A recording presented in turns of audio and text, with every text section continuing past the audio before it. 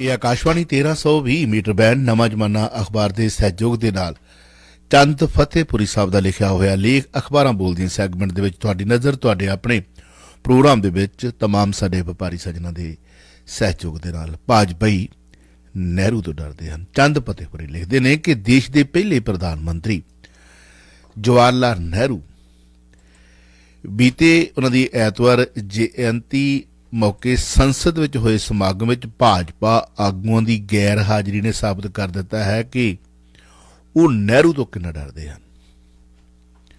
ਦੇਸ਼ ਦੇ ਪਹਿਲੇ ਪ੍ਰਧਾਨ ਮੰਤਰੀ ਪੰਡਿਤ ਜਵਾਹਰ ਲਾਲ ਨਹਿਰੂ ਜਿਨ੍ਹਾਂ ਦੀ ਬੀਤੇ ਐਤਵਾਰ ਉਸ ਵਕਤ ਜਯੰਤੀ ਮੌਕੇ ਕਿਉਂਕਿ 15 ਨੂੰ ਲਿਖੀ ਹੈ ਤਾਂ ਉਹਨਾਂ ਨੇ ਲਿਖਿਆ ਕਿ ਸੰਸਦ ਵਿੱਚ ਹੋਏ ਸਮਾਗਮ ਵਿੱਚ ਭਾਜਪਾ ਆਗੂਆਂ ਦੀ ਗੈਰ ਹਾਜ਼ਰੀ ਨੇ ਸਾਬਤ ਕਰ ਦਿੱਤਾ ਹੈ ਕਿ ਉਹ ਨਹਿਰੂ ਤੋਂ ਕਿੰਨਾ ਡਰਦੇ ਹਨ। ਪੰਡਿਤ ਜਵਾਹਰ ਲਾਲ ਨਹਿਰੂ ਸਿਰਫ ਇੱਕ ਵਿਅਕਤੀ ਨਹੀਂ, ਅਖਬਾਰ ਕਹਿੰਦਾ ਹੈ ਵਿਚਾਰਧਾਰਾ ਸਨ। ਨਹਿਰੂ ਦੀ ਲੋਕਤੰਤਰਕ ਕਦਰਾਂ ਵਿੱਚ ਡੂੰਘੀ ਆਸਥਾ ਸੀ। ਉਹਨਾਂ ਭਾਰਤ ਵਿੱਚ ਲੋਕਤੰਤਰਕ ਸਮਾਜਵਾਦ ਦੀ ਸਥਾਪਨਾ ਦਾ ਨਿਸ਼ਾਨਾ ਮਿਥਿਆ ਸੀ। ਲੋਕਤੰਤਰ, ਸਮਾਜਵਾਦ, ਏਕਤਾ ਤੇ ਧਰਮ ਨਿਰਪੱਖਤਾ ਉਹਨਾਂ ਦੀ ਘਰੇਲੂ ਨੀਤੀ ਦੇ ਚਾਰ ਥੰਮ ਸਨ। ਲੋਕਤੰਤਰ, ਸਮਾਜਵਾਦ, ਏਕਤਾ ਤੇ ਧਰਮ ਨਿਰਪੱਖਤਾ ਉਹਨਾਂ ਦੀ ਘਰੇਲੂ ਨੀਤੀ ਦੇ ਚਾਰ ਥੰਮ ਸਨ। ਅਖਬਾਰ ਲਿਖਦਾ ਹੈ ਕਿ ਉਹਨਾਂ ਆਪਣੀ ਜ਼ਿੰਦਗੀ ਦੇ ਆਖਰੀ ਸਮੇਂ ਤੱਕ ਇਸ ਨੀਤੀ ਤੇ ਪਹਿਰਾ ਦਿੱਤਾ। ਉਹਨਾਂ ਹਮੇਸ਼ਾ ਭਾਰਤ ਦੀ ਏਕਤਾ ਅਤੇ ਅਖੰਡਤਾ ਉੱਤੇ ਜ਼ੋਰ ਦਿੱਤਾ। ਉਹ ਫਿਰਕਾ ਪ੍ਰਸਤੀ ਦੇ ਕੱਟੜ ਸਖਤ ਵਿਰੋਧੀ ਸਨ। ਅਖਬਾਰ ਕਹਿੰਦਾ ਹੈ ਕਿ ਉਹਨਾਂ ਦੀ ਧਰਮ ਨਿਰਪੱਖਤਾ ਤੇ ਲੋਕਤੰਤਰ ਵਿੱਚ ਆਸਥਾ ਅਤੇ ਫਿਰਕਾ ਪ੍ਰਸਤੀ ਦਾ ਵਿਰੋਧੀ ਹੋਣਾ ਹੀ ਮੌਜੂਦਾ ਤਾਨਾਸ਼ਾਹ ਹਾਕਮਾਂ ਨੂੰ ਚੁਭਦਾ ਹੈ। ਮੌਜੂਦਾ ਹਾਕਮਾਂ ਦੀ ਤਾਂ ਵਿਚਾਰਧਾਰਾ ਦਾ ਕੇਂਦਰ ਬਿੰਦੂ ਅਖਬਾਰ ਲਿਖਦਾ ਹੈ ਕਿ ਧਾਰਮਿਕ ਏਕਤਾ, ਫਿਰਕੂ ਸਦਭਾਵਨਾ ਤੇ ਧਰਮ ਨਿਰਪੱਖਤਾ ਦੇ ਨਾਲ ਖਿਲਵਾੜ ਕਰਨਾ ਰਿਹਾ ਹੈ। ਇਸ ਲਈ ਭਾਜਪਾ ਆਗੂ ਨਹਿਰੂ ਨੂੰ ਭੰਡਣ ਛੰਡਣ ਦਾ ਕੋਈ ਮੌਕਾ ਹੱਥੋਂ ਨਹੀਂ ਜਾਣ ਦਿੰਦੇ।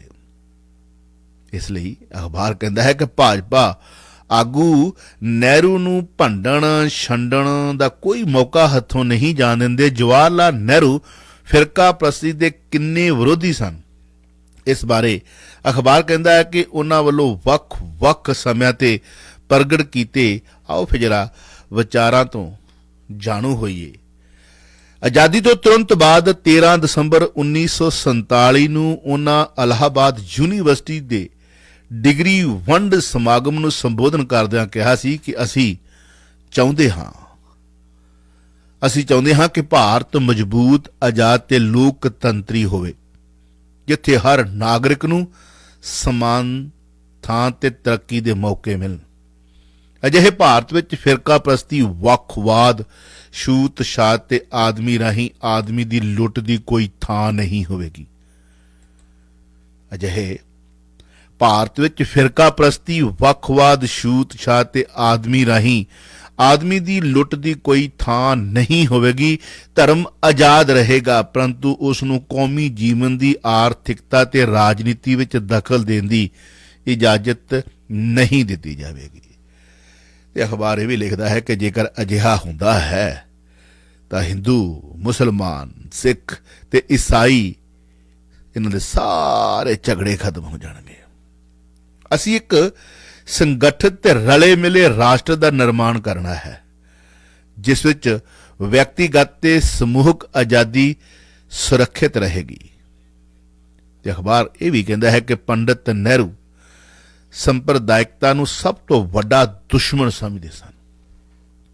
ਸੰਪਰਦਾਇਕਤਾ ਨੂੰ ਪੰਡਿਤ ਨਹਿਰੂ ਸਭ ਤੋਂ ਵੱਡਾ ਦੁਸ਼ਮਣ ਸਮਝਦੇ ਸਨ। 3 ਅਪ੍ਰੈਲ ਸਨ 1948 1948 3 ਅਪ੍ਰੈਲ ਸੰਵਿਧਾਨ ਸਭਾ ਨੂੰ ਸੰਬੋਧਨ ਕਰਦਿਆਂ ਉਹਨਾਂ ਕਿਹਾ ਕਿ ਰਾਜਨੀਤੀ ਤੇ ਮਜ਼ਹਬ ਦਾ ਗੱਠਜੋੜ ਸਭ ਤੋਂ ਵੱਧ ਖਤਰਨਾਕ ਹੈ, ਇਸ ਨੂੰ ਖਤਮ ਕਰ ਦੇਣਾ ਚਾਹੀਦਾ ਹੈ। ਇਸ ਨਾਲ ਫਿਰਕੂ ਰਾਜਨੀਤੀ ਵੱਧਦੀ ਫੁੱਲਦੀ ਹੈ। ਇਹ ਗੱਠਜੋੜ ਸਾਰੇ ਮੁਲਕ ਨੂੰ ਨੁਕਸਾਨ ਪਹੁੰਚਾਉਣ ਵਾਲਾ ਹੈ। ਇਹ ਗੱਠਜੋੜ ਸਾਰੇ ਮੁਲਕ ਨੂੰ ਨੁਕਸਾਨ ਪਹੁੰਚਾਉਣ ਵਾਲਾ ਹੈ। ਇਹ ਬਹੁ ਗਿਣਤੀ ਲਈ ਵੀ ਹਾਨੀਕਾਰਕ ਹੈ ਤੇ ਘੱਟ ਗਿਣਤੀ ਲਈ ਵੀ ਹਾਨੀਕਾਰਕ ਹੈ ਜਿਹੜੇ ਇਸ ਦਾ ਫਾਇਦਾ ਲੈਣਾ ਚਾਹੁੰਦੇ ਹਨ।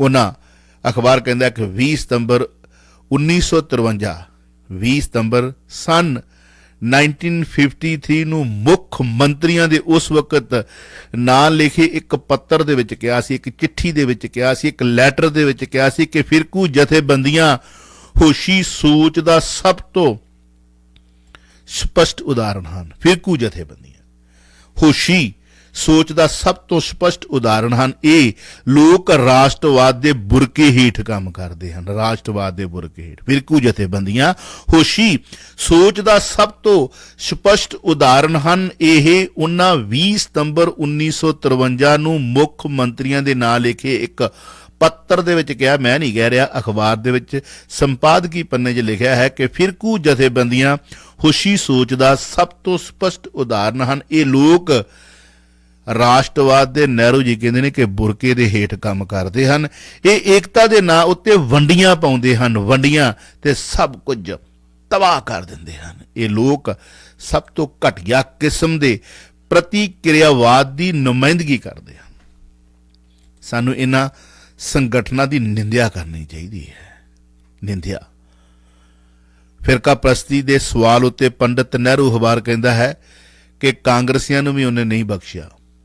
17 ਅਪ੍ਰੈਲ 1950 17 ਅਪ੍ਰੈਲ ਸਨ 1950 1950 ਨੂੰ ਉਹਨਾਂ ਨੇ ਕਿਹਾ ਕਿ ਮੈਂ ਦੇਖ ਰਿਹਾ ਹਾਂ ਜਿਹੜੇ ਲੋਕ ਕਿਸੇ ਸਮੇਂ ਕਾਂਗਰਸ ਦੇ ਥੰਮ ਹੁੰਦੇ ਸਨ, ਅੱਜ ਫਿਰਕਾ ਪ੍ਰਸਤੀ ਨੇ ਉਹਨਾਂ ਦੇ ਦਿਲਾਂ ਦਿਮਾਗਾਂ ਤੇ ਕਬਜ਼ਾ ਕਰ ਲਿਆ ਹੈ। ਮੰਦਰ ਮਸਜਿਦ ਦੇ ਮੁੱਦੇ ਉੱਤੇ ਜੋ ਕੁਝ ਵੀ ਅਯੁੱਧਿਆ ਵਿੱਚ ਹੋਇਆ ਹੈ ਉਹ ਬਹੁਤ ਮਾੜਾ ਹੈ। ਇਹ 17 ਅਪ੍ਰੈਲ 1950 ਨੂੰ ਅਖਬਾਰ ਕਹਿੰਦਾ ਹੈ ਕਿ ਉਹਨਾਂ ਨੇ ਲਿਖਿਆ, ਕਿਹਾ, ਕਾਂਗਰਸੀਆਂ ਨੂੰ ਵੀ ਨਹੀਂ ਬਖਸ਼ਿਆ ਕਿ ਮੈਂ ਦੇਖ ਰਿਹਾ ਹਾਂ ਜਿਹੜੇ ਲੋਕ ਕਿਸੇ ਸਮੇਂ ਕਾਂਗਰਸ ਦੇ ਥੰਮ ਹੁੰਦੇ ਸਨ, ਅੱਜ ਫਿਰਕਾ ਪ੍ਰਸਤੀ ਨੇ ਉਹਨਾਂ ਦੇ ਦਿਲਾਂ ਦਿਮਾਗਾਂ ਤੇ ਕਬਜ਼ਾ ਕਰ ਲਿਆ ਹੈ। ਮੰਦਰ ਮਸਜਿਦ ਦੇ ਮੁੱਦੇ ਤੇ ਜੋ ਕੁਝ ਵੀ ਅਯੁੱਧਿਆ ਵਿੱਚ ਹੋਇਆ ਹੈ ਉਹ ਬਹੁਤ ਮਾੜਾ ਹੈ, ਮੰਦਭਾਗਾ ਹੈ। ਪਰੰਤੂ ਸਭ ਤੋਂ ਬੁਰੀ ਗੱਲ ਇਹ ਹੈ ਕਿ ਇਹ ਸਭ ਕੁਝ ਸਾਡੇ ਲੋਕਾਂ ਦੀ ਸਹਿਮਤੀ ਦੇ ਨਾਲ ਹੋਇਆ ਹੈ। 15 ਅਗਸਤ 1954 ਅਖਬਾਰ ਕਹਿੰਦਾ ਹੈ ਕਿ ਲਾਲ ਕਿਲੇ ਤੋਂ ਆਪਣੇ ਇਤਿਹਾਸਕ ਭਾਸ਼ਣ ਦੇ ਵਿੱਚ ਪੰਡਿਤ ਨਹਿਰੂ ਨੇ ਐਲਾਨ ਕੀਤਾ, ਜੇਕਰ ਕੋਈ ਮਜ਼ਹਬ ਜਾਂ ਧਰਮ ਵਾਲਾ ਇਹ ਸਮਝਦਾ ਹੈ ਕਿ ਭਾਰਤ ਉੱਤੇ ਸਿਰਫ ਉਸੇ ਦਾ ਹੱਕ ਹੈ, ਦੂਜਿਆਂ ਦਾ ਨਹੀਂ। ਲਿਖਦਾ ਹੈ ਕਿ 15 ਅਗਸਤ 1954 ਨੂੰ ਲਾਲ ਕਿਲੇ ਤੋਂ ਆਪਣੇ ਇਤਿਹਾਸਕ ਭਾਸ਼ਣ ਦੇ ਵਿੱਚ ਉਸ ਵਕਤ ਪੰਡਿਤ ਨਹਿਰੂ ਨੇ ਐਲਾਨ ਕੀਤਾ ਸੀ ਕਿ ਜੇਕਰ ਕੋਈ ਮਜ਼ਹਬ ਜਾਂ ਧਰਮ ਵਾਲਾ ਇਹ ਸਮਝਦਾ ਹੈ ਕਿ ਹਿੰਦੁਸਤਾਨ ਉੱਤੇ ਸਿਰਫ ਉਸੇ ਦਾ ਹੱਕ ਹੈ, ਭਾਰਤ ਉੱਤੇ ਉਸੇ ਦਾ ਹੱਕ ਹੈ, ਦੂਜਿਆਂ ਦਾ ਨਹੀਂ, ਉਸ ਦਾ ਭਾਰਤ ਨਾਲ ਕੋਈ ਸਬੰਧ ਨਹੀਂ ਹੈ, ਕੋਈ ਰਿਸ਼ਤਾ ਨਹੀਂ, ਕੋਈ ਸਬੰਧ ਨਹੀਂ। ਉਸਨੇ ਹਿੰਦੁਸਤਾਨ ਦੇ ਰਾਸ਼ਟਰਵਾਦ ਤੇ ਕੌਮੀਅਤ ਨੂੰ ਸਮਝਿਆ ਨਹੀਂ, ਹਿੰਦੁਸਤਾਨ ਦੀ ਆਜ਼ਾਦੀ ਨੂੰ ਸਮਝਿਆ ਨਹੀਂ, ਸਗੋਂ ਉਹ ਦੇਸ਼ ਦੀ ਆਜ਼ਾਦੀ ਦਾ ਦੁਸ਼ਮਣ ਹੈ। ਦੁਸ਼ਮਣ। ਹਿੰਦੁਸਤਾਨ ਦੀ ਜੜ ਆਪਸੀ ਏਕਤਾ ਵਿੱਚ ਹੈ। ਹਿੰਦੁਸਤਾਨ ਵਿੱਚ ਵੱਖ-ਵੱਖ ਧਰਮਾਂ ਤੇ ਜਾਤੀਆਂ ਨੇ ਮਿਲ ਕੇ ਰਹਿਣਾ ਹੈ। ਕਿਸੇ ਹਿੰਦੁਸਤਾਨੀ ਨੂੰ ਹੱਕ ਨਹੀਂ ਕਿ ਉਹ ਇਹਨਾਂ ਬੁਨਿਆਦੀ ਗੱਲਾਂ ਦੇ ਵਿਰੁੱਧ ਆਵਾਜ਼ ਉਠਾ ਕੇ ਦੇਸ਼ ਨੂੰ ਕਮਜ਼ੋਰ ਕਰੇ। ਜੇਕਰ ਕੋਈ ਅਜਿਹਾ ਕਰਦਾ ਹੈ ਤਾਂ ਇਹ ਦੇਸ਼ ਨਾਲ ਗਦਾਰੀ ਹੋਵੇਗੀ, ਗਦਾਰੀ। ਨਹਿਰੂ ਦੀ ਸੰਪਰਦਾਇਕਤਾ ਵਿਰੋਧ ਇਸ ਸੋਚ ਦਾ ਹੀ ਨਤੀਜਾ ਸੀ ਕਿ ਜਿਹੜੀਆਂ ਜਨਸੰਘ ਵਰਗੀਆਂ ਸਿਆਸੀ ਪਾਰਟੀਆਂ, ਅਖਬਾਰ ਕਹਿੰਦਾ ਹੈ ਕਿ ਫਿਰਕੂ ਪ੍ਰਸਤੀਆਂ ਨੂੰ ਹਵਾ ਦਿੰਦੀਆਂ ਸਨ, ਉਹ ਉਹਨਾਂ ਦੇ ਹੁੰਦਿਆਂ ਕਦੇ 4 ਸੀਟਾਂ ਵੀ ਨਹੀਂ ਜਿੱਤ ਸਕੀਆਂ। ਨਹਿਰੂ ਨੇ ਲੋਕਤੰਤਰ ਦੀਆਂ ਜਿਨ੍ਹਾਂ ਕਦਰਾਂ ਕੀਮਤਾਂ ਨੂੰ ਸਥਾਪਿਤ ਕੀਤਾ ਸੀ, ਅੱਜ ਉਹ ਖਤਰੇ ਵਿੱਚ ਹਨ। ਤੇ ਅਖਬਾਰ ਅੱਗੇ ਵਾਧਾ ਲਿਖਦਾ ਹੈ ਕਿ ਫਿਰਕੂ ਸ਼ਕਤੀਆਂ ਅੱਜ ਰਾਜ ਭਾਗ ਦੀਆਂ ਮਾਲਕ ਬਣ ਚੁੱਕੀਆਂ ਹਨ। ਉਹ ਇੱਕ ਵਨ ਬਾਏ ਵਨ ਇੱਕ ਕਰਕੇ ਨਹਿਰੂ ਵੱਲੋਂ ਸਥਾਪਿਤ ਲੋਕਤੰਤਰੀ ਕਦਰਾਂ ਕੀਮਤਾਂ ਨੂੰ ਤਹਿਸ ਨਹਿਸ ਕਰਨ ਉੱਤੇ ਤੁਲੀਆਂ ਹੋਈਆਂ ਨੇ। ਤੇ ਅਖਬਾਰ ਅੱਗੇ ਸਮਾਪਤੀ ਕਰਦਾ ਹੋਇਆ ਲਿਖਦਾ ਹੈ ਕਿ ਅੱਜ ਸਮਾਂ ਆ ਗਿਆ ਹੈ ਇਸ ਖਤਰੇ ਦਾ ਇਕਜੁੱਟ ਹੋ ਕੇ ਮੁਕਾਬਲਾ ਕੀਤਾ ਜਾਵੇ ਆਜ਼ਾਦੀ ਅੰਦੋਲਨ ਦੀਆਂ ਸੁੱਚੀਆਂ ਰਵਾਇਤਾਂ ਧਰਮ ਨਿਰਪੱਖਤਾ ਦੀ ਰਾਖੀ ਲਈ ਹਰ ਦੇਸ਼ਵਾਸੀ ਦਾ ਮੈਦਾਨ ਵਿੱਚ ਕੁੱਦਣਾ ਸਮੇਂ ਦੀ ਮੁੱਖ ਲੋੜ ਹੈ। ਨਵਾਂ ਜ਼ਮਾਨਾ ਅਖਬਾਰ ਸੰਪਾਦਕੀ ਪੰਨੇ ਚੰਦ ਫਤਿਹਪੁਰੀ ਸਾਹਿਬ ਦਾ ਲਿਖਿਆ ਹੋਇਆ ਇਨ ਬਿਨ ਕੱਲਾ ਕੱਲਾ ਲਫ਼ਜ਼ ਸਰਲੇਖ ਸੀ। ਭਾਜਪਾਈ ਨਹਿਰੂ ਤੋਂ ਡਰਦੇ ਹਨ। ਕਿੱਥੋਂ ਸ਼ੁਰੂ ਕੀਤਾ ਸੀ? ਦੇਸ਼ ਦੇ ਪਹਿਲੇ ਪ੍ਰਧਾਨ ਮੰਤਰੀ ਪੰਡਿਤ ਜਵਾਹਰ ਲਾਲ ਨਹਿਰੂ ਦੀ ਜੋ ਬੀਤੇ ਐਤਵਾਰ ਜਯੰਤੀ ਮੌਕੇ ਸੰਸਦ ਵਿੱਚ ਹੋਏ ਸਮਾਗਮ ਵਿੱਚ ਭਾਜਪਾ ਆਗੂਆਂ ਦੀ ਗੈਰ ਹਾਜ਼ਰੀ ਇੱਥੋਂ ਸ਼ੁਰੂ ਕੀਤਾ ਸੀ ਕਿ ਉਹਨੇ ਸਾਬਤ ਕੀਤਾ ਹੈ ਕਿ ਉਹ ਨਹਿਰੂ ਤੋਂ ਕਿੰਨਾ ਡਰਦੇ ਹਨ।